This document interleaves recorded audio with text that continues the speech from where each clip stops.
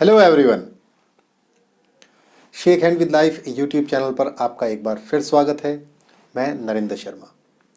आज इस वीडियो में मैं आपको स्टडी करवाऊंगा स्पीयरमैन्स रैंक कोरिलेशन हम कैसे कैलकुलेट कर सकते हैं जबकि हमें रैंक्स दिए हुए नहीं हैं। पिछले दो वीडियोस में हमने रैंक कोरिलेशन को कैलकुलेट करना सीखा है जबकि हमें रैंक्स पहले से दिए हुए थे, लेकिन अब हमें रैंक्स नहीं दिए हुए होते हैं। यानी कि अगर हमें रैंक नहीं मिले हुए, पहले से हमारे पास रैंक्स नहीं हैं, तब हम रैंक कोरिलेशन को कैसे कैलकुलेट करेंगे। इसका मतलब है हमें पहले रैंक्स देना सीखना पड़ेगा कि हम रैंक कैसे कर सकते हैं एट्रीब्यूट्स को। तो इस वीडियो में हम सीखेंगे रैंकिंग ऑफ एट्रीब्यूट्स, एट्रीब्यूट्स को रैंक कैसे करते हैं। फिर square of difference of ranking, तो उन जो रैंक्स हम देंगे उन रैंकिंग का जो डिफरेंस आएगा उसका स्क्वायर करके हम कैसे स्क्वायर करते हैं और फिर कैसे हम रैंक कैलकुलेट कर सकते हैं।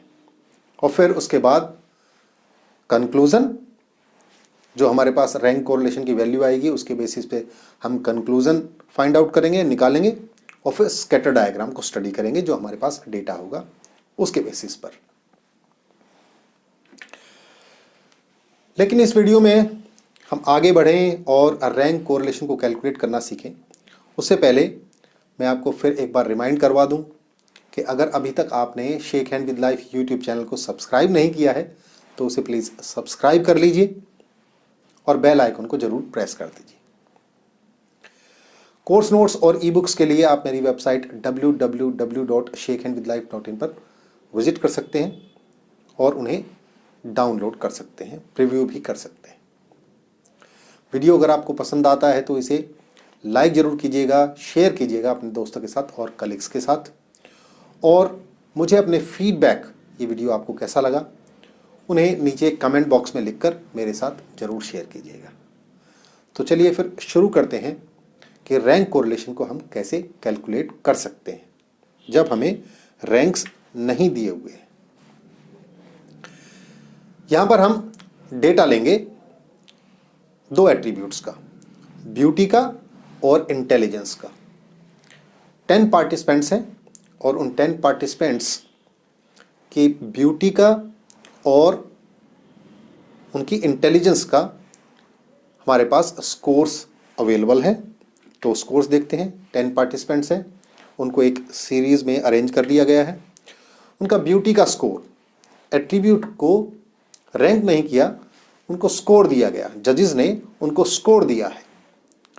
सो फर्स्ट को 20.1, सेकंड को 20.2, 3 को 19.5, फोर्थ को 19.8, फिफ्थ को 19.1, सिक्स्थ को 20.5, सेवन्थ को 20.6, एट्थ को 20.9, नाइन्थ को 21 एंड 10th पार्टिसिपेंट्स को मिला है on the basis of beauty 19.4। Overall beauty के लिए ये जजेस ने स्कोर दिए हैं उन 10 पार्टिसिपेंट्स को।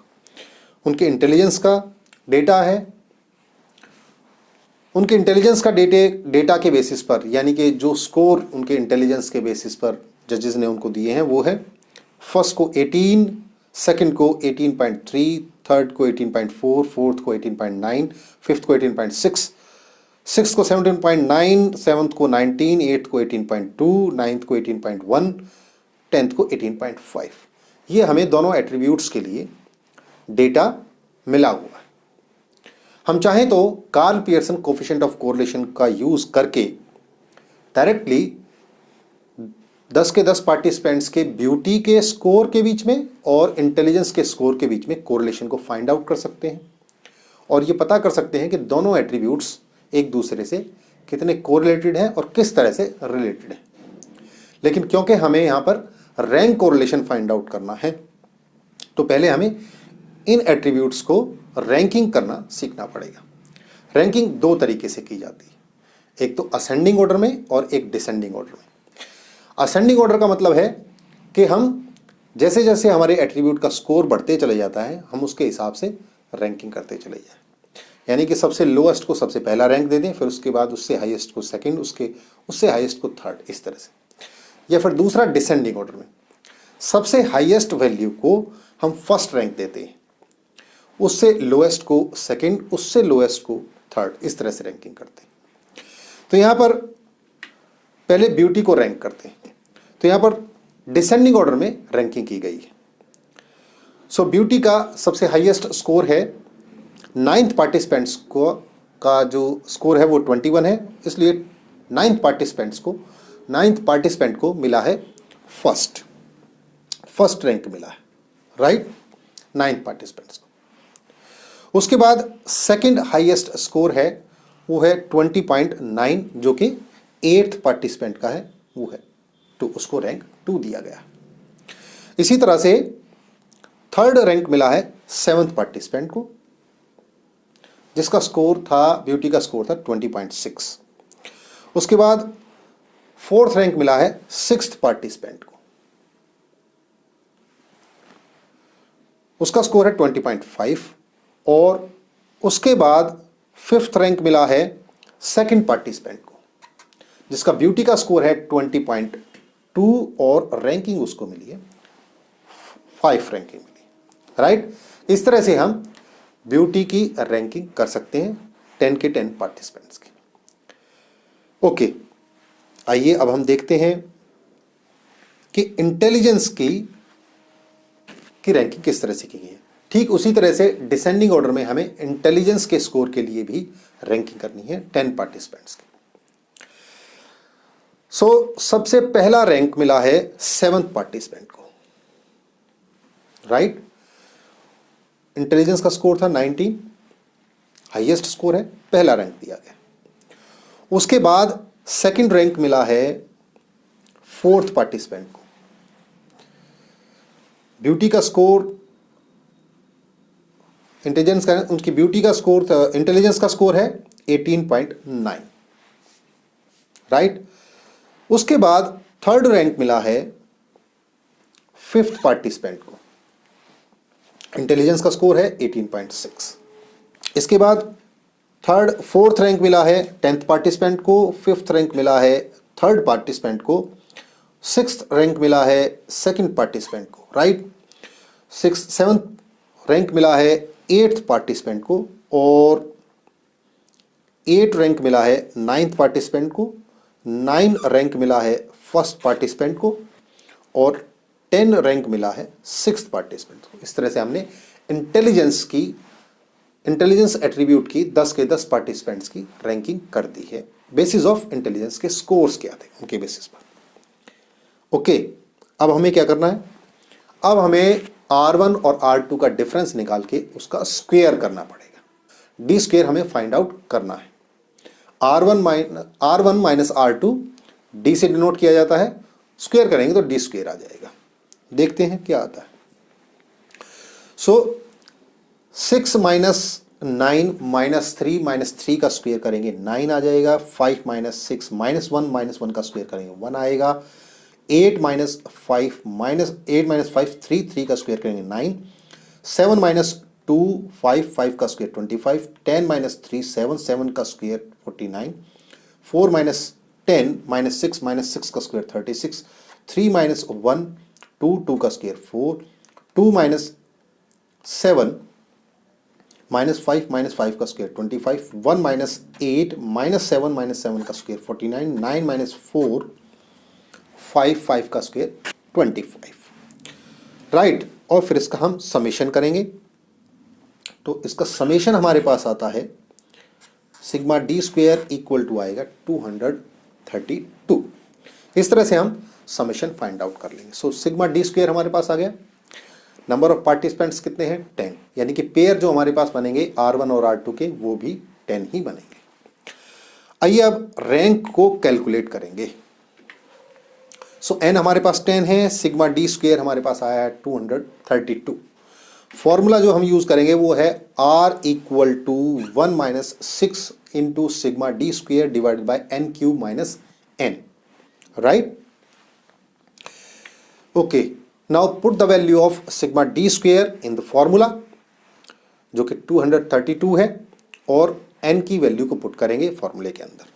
सो 232 पुट किया और n की जगह पे 10 पुट किया। So 6 into 232 divide by 1000 minus 10। अब हमारे पास क्या आएगा, r equal to 1 minus 1392। 6 into 232 का मल्टीप्लीकेशन आता है 1392 divided by 1000 minus 10 comes out as 990। Okay, उसके बाद हमारे पास आएगा 1392 को जब हम डिवाइड करेंगे 990 से तो हमारे पास आएगा 1.401 और इसको जब माइनस करेंगे 1 में से तो हमारे पास आएगा माइनस 0.40।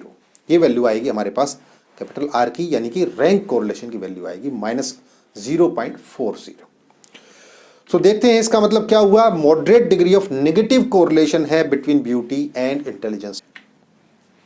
इसका मतलब हुआ the intelligence scores decreasing, intelligence के स्कोर डिक्रीज कर रहे हैं with increase of the scores for beauty. Beauty के स्कोर्स के साथ इंक्रीज, ब्यूटी के स्कोर्स जैसे जैसे इंक्रीज कर रहे हैं, इंटेलिजेंस के स्कोर्स जो हैं वो डिक्रीज करते चले जा रहे हैं 10 पार्टिसिपेंट्स के लिए। जो हमारे पास 10 पार्टिसिपेंट्स दिए गए उनके स्कोर्स की बात हो रही है for the given participants, right. तो ये हमारा कंक्लूजन हुआ। तो अब जरा इसके स्कैटर डायग्राम को हम स्टडी करते हैं। ओरिजिनल स्कोर्स का स्कैटर डायग्राम अगर हम स्टडी करें, सो ओरिजिनल स्कोर्स का जब स्कैटर डायग्राम स्टडी करते हैं और स्मॉल आर की वैल्यू निकालते हैं, यानी कि Karl Pearson coefficient of correlation की वैल्यू निकालेंगे तो हमारे पास वैल्यू आएगी r equal to minus 0.35। Karl Pearson coefficient of correlation के फार्मूले से तब हमारे पास आर इक्वल टू माइनस 0.35 आएगी, लगभग बराबर ही आ रही। लेकिन अगर हम इसके डायग्राम को स्टडी करते हैं तो देखिए जैसे जैसे ब्यूटी का स्कोर इंक्रीज करता है, इंटेलिजेंस का स्कोर डिक्रीज करते चले जा रहा है, यानी कि अपर लेफ्ट कॉर्नर से लोअर राइट कॉर्नर की तरफ डेटा पॉइंट्स मूव कर रहे हैं, लेकिन स्कैटरिंग इफेक्ट काफी हाई है। अपर लेफ्ट कॉर्नर से लोअर राइट कॉर्नर की तरफ मूव कर रहे हैं और स्कैटरिंग इफेक्ट देख रहे हैं आप, काफी ज्यादा है स्कैटरिंग इफेक्ट। ये ओरिजिनल स्कोर्स के अकॉर्डिंग। अगर रैंक्स, दोनों रैंक्स के हिसाब से हम देखें तब हम स्कैटर डायग्राम को स्टडी करें रैंक्स के हिसाब से, यानी कि ब्यूटी के स्कोर्स के बेसिस पर जो 10 पार्टिसिपेंट्स को रैंकिंग दी थी हमने, और इंटेलिजेंस के स्कोर्स के बेसिस पर जो 10 पार्टिसिपेंट्स को रैंकिंग दी थी, उन रैंक्स के बेसिस पर हमने जो स्कैटर डायग्राम ड्रॉ किया वो भी लगभग वैसा ही आता है। और कैपिटल आर की वैल्यू यानी कि रैंक कोरिलेशन की वैल्यू भी माइनस 0.40, लगभग स्मॉल आर के बराबर ही आ रही, राइट। सो इसमें भी हमें डेटा पॉइंट्स कैसे मूव करते हुए दिखाई दे रहे हैं, अपर लेफ्ट कॉर्नर से लोअर राइट कॉर्नर की तरफ मूव करते हुए दिखाई दे रहे हैं, राइट। सो और स्कैटरिंग इफेक्ट देखिए यहां पर भी काफी ज्यादा दिखाई दे रहा है। So moderate degree of negative correlation है, राइट। ब्यूटी का स्कोर जैसे जैसे इंक्रीज कर रहा है, इंटेलिजेंस स्कोर डिक्रीज करते चला जा रहा है। इसी तरह से रैंकिंग के हिसाब से अगर ब्यूटी की रैंकिंग जो है जैसे जैसे इंक्रीज कर रही है, इंटेलिजेंस की रैंकिंग उसी हिसाब से डिक्रीज करते चले जा रही है। तो ये था रैंक कोरिलेशन जब हमें रैंक्स नहीं दिए हुए होते, यानी कि जब हमें रैंक्स देने पड़ेंगे, उस केस में हम रैंक कोरिलेशन को कैसे कैलकुलेट कर सकते हैं। कार्ल पियर्सन की हेल्प से भी हम कोरिलेशन को निकाल सकते हैं, लेकिन क्योंकि हमने रैंक कोरिलेशन को स्टडी किया है जब हमें रैंक्स नहीं दिए हुए होते।